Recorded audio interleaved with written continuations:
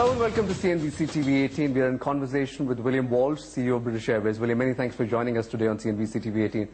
My first question to you, we're meeting at a time when there's quite a bit of turbulence that's going on with British Airways.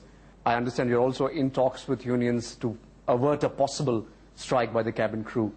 Are you hopeful of a resolution this time around? Are you hopeful that this time a resolution will be full and final? I'm always hopeful that these issues can be resolved, but at the same time, planning for all eventualities.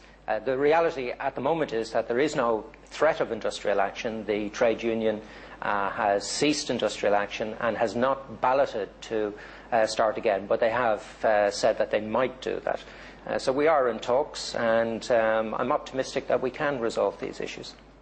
You took over British Airways 5 years ago. You had a bit of hand-holding by the former CEO, after which you have gone through a period of turbulence. There's been increasing competition. There's been falling demand. There's been the volcanic ash episode. There's been labor dispute. To your mind, which of these has been the biggest challenge? I think they've all been challenging. I think some of them are more frustrating than others. But the biggest challenge that the industry has faced, and British Airways as part of the industry, was the global economic recession in 2009. It was by far the most severe downturn that the airline industry has ever witnessed. And I think all airlines globally struggled to cope with the collapse in demand.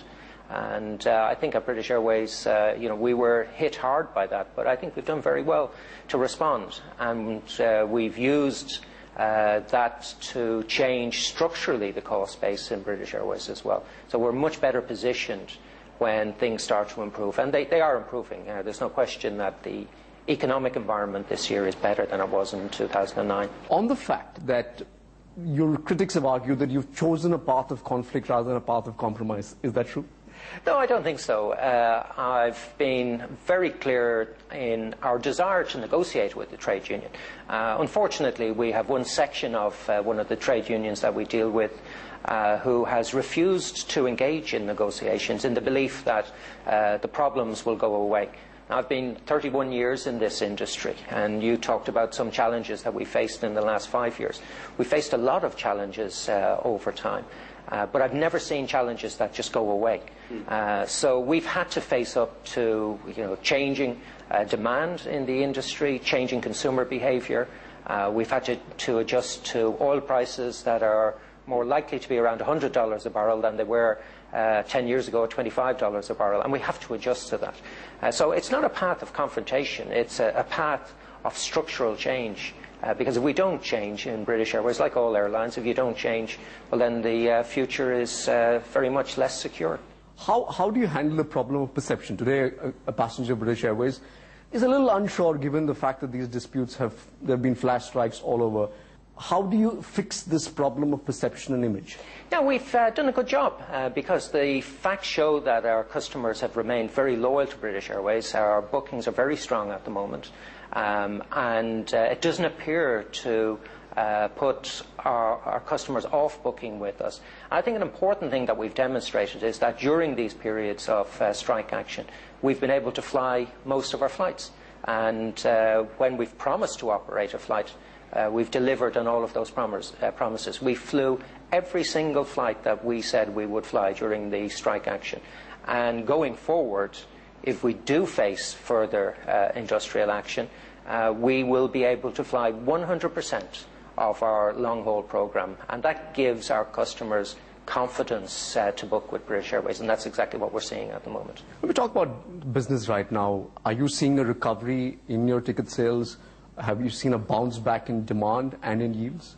Yes, we've seen the demand has improved, and we've seen yield improvement. In fact, we reported our first quarter, our financial results for our quarter April through June, and it showed yields increasing by 13.5%. So that demonstrates the strength of the recovery.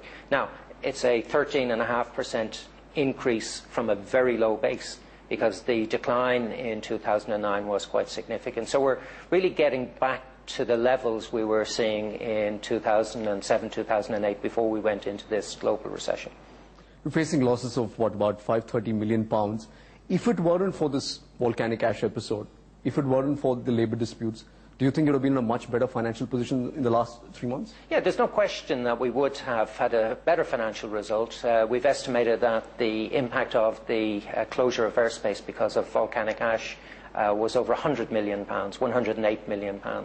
And together with the disruption that we faced with the strike action, it came to about £250 million.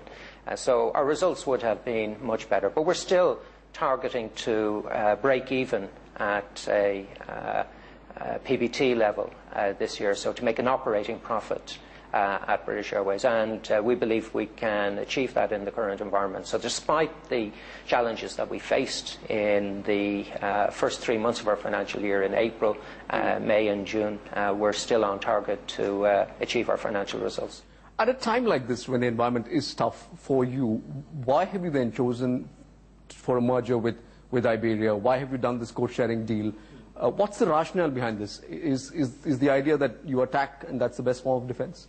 Well, we're very busy on a number of fronts. I've always said that I believe consolidation will form part of the longer-term solution to the industry's problems. You don't get to pick your time when these deals come along. Often they present themselves, and if you don't take them when they're there, well, then you miss the opportunity. So we're very busy at the moment. We're pursuing merger discussions with Iberia and making good progress on that. We've received competition clearance in the United States and in Europe for a joint business on the transatlantic with American Airlines and Iberia. So that's something we've been working for 14 years. So it was a long time waiting. So when it does come along, you can be sure we're going to take advantage of that opportunity. What's your view on consolidation? Do you believe that in the long run you will have lesser number of airlines flying these long-haul routes? I think so. I think consolidation is needed in the industry. I saw a very interesting statistic recently at the IATA, International Air Transport Association, AGM. They showed that there are over 1,000 airlines in operation today, 1,061 airlines. And 574 of those airlines were created in the last 10 years. Now, in the last 10 years, our industry has lost almost $50 billion. As an industry, we were only profitable in 3 of those 10 years. So that is no way to long-term success and a viable industry. So consolidation will happen. There's no question about that. And we're seeing the pace of consolidation accelerate significantly in the last 2 years. So you're seeing consolidation in the domestic market in the United States. You're seeing consolidation within Europe. You're seeing consolidation in Asia. And I think it's only a matter of time before you see genuine cross-border global consolidation.